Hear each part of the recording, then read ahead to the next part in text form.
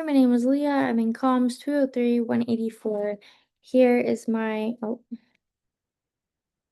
here is my keyword outline for this speech. We're excited. And then for this speech, I'm also going to be using a visual aid, which is a presentation on Canva. So I'm going to screen share, and you should still be able to see me on this right-hand side. Okay.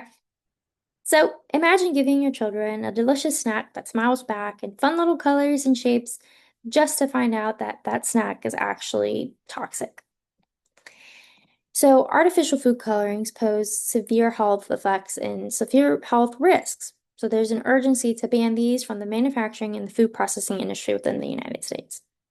Now, a lot of European countries have understood the urgency of this, and therefore they have banned a lot of artificial additives and found healthier alternatives.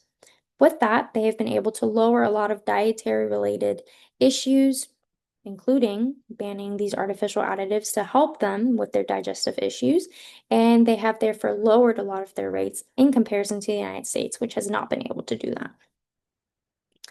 Now, the addition of these artificial food colorings within the American food processing industry poses these extreme threats to multiple different variables, but specifically, I'd like to talk about how it poses threats to behavioral issues within children, chronic digestive problems, and consumer rights violations.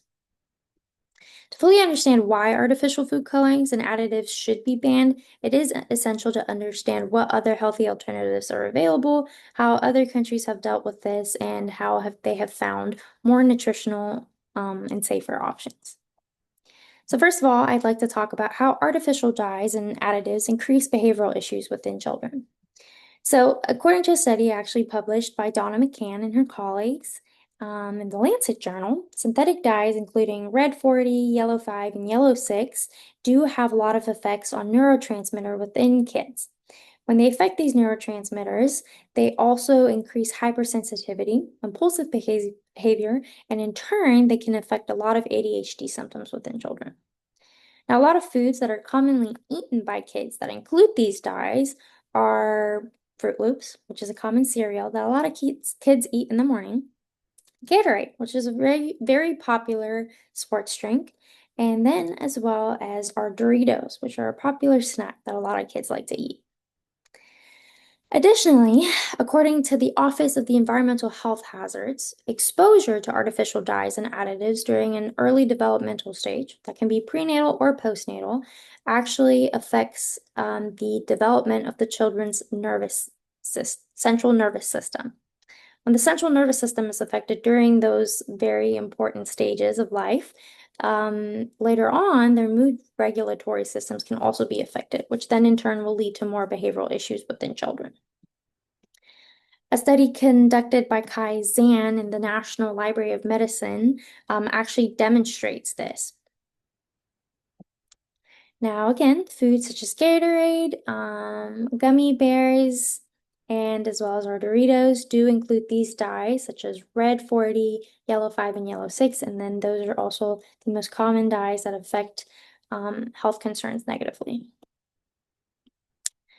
Now, another study conducted also by Kaizen, also in the National Library of Medicine, demonstrates how the synthetic food chemicals can disrupt the gastrointestinal tract lining, which can lead to severe discomfort such as bloating, cramping, and a lot of gas.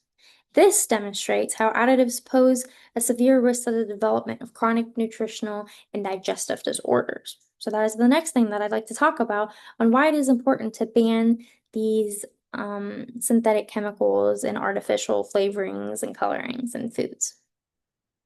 Some dyes can actually also damage the microbiome. When that is done, a lot of inflammatory responses can actually end up occurring and increase immunity and digestive issues. That in turn, then again, can affect mental health, but it can also increase symptoms of IBS and symptoms of Crohn's disease. So if you have a genetical marker related to Crohn's disease and you develop a lot of symptoms and a damaged microbiome, then those will kind of kickstart and reiterate and increase those symptoms of Crohn's disease. This is found by a published study in the Science of Health by Elizabeth Trexler, who found that specifically red dye 40 can worsen these symptoms of IBS and Crohn's disease. Now, foods that include these colorings, such as yellow 5 and yellow 6, are yellow mustard, regular cheddar cheese, and actually butter that you can find in any grocery store. So although these foods seem pretty standard to have and to eat, a lot of them include a lot of artificial colorings and additives and preservatives that really are detrimental to our health.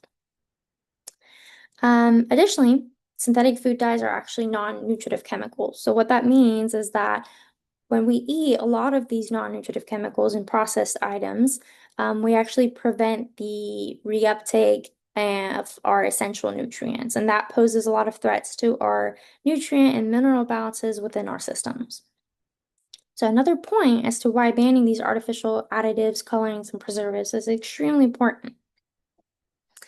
Now, artificial food dyes and additives, they also undermine customers' rights to informed and healthy food choices. So a lot of food labels depict ingredients that often include like these verbose wordings and a lot of long lists of chemicals and additives that we have no clue what they really truly mean. Red 40 and yellow 6 doesn't mean a lot to the regular person. However, these food labels lack the understanding of explaining what red 40 and yellow 6 mean and what the imperative health impacts of those food colorings actually are. According to a research also published by Grove Collaborative, the extent to which same brand products are sold in different countries and include different ingredients is actually very extreme. So a lot of products that are published or that are sold here in the United States and that are also sold by the same brand in the EU include completely different ingredients. In the EU, as I mentioned very early on, a lot of artificial colorings and additives have been banned. Now, when comparing the same cereal, Cheerios in the United States versus the EU, the United States has over 30 more ingredients than the ones in the EU do have. So that demonstrates a huge ingredient discrepancy and poses another threat to the consumer's right to know and to understand what they're eating and putting into their bodies. Now, given these detrimental health concerns and the unequivocal proof that there are healthier and safer alternatives, it's not also important or possible, but it is also beneficial and essential to strive towards healthier additives and to ban chemical and artificial ones.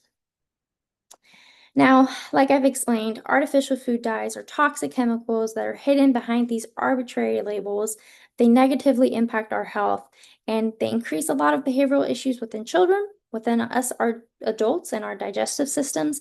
And like I said last, they violate a lot of the consumer's rights. So, it is imperative to find healthier options. Banning synthetic food dyes is important to prevent further health detriments and create healthier food industry standards.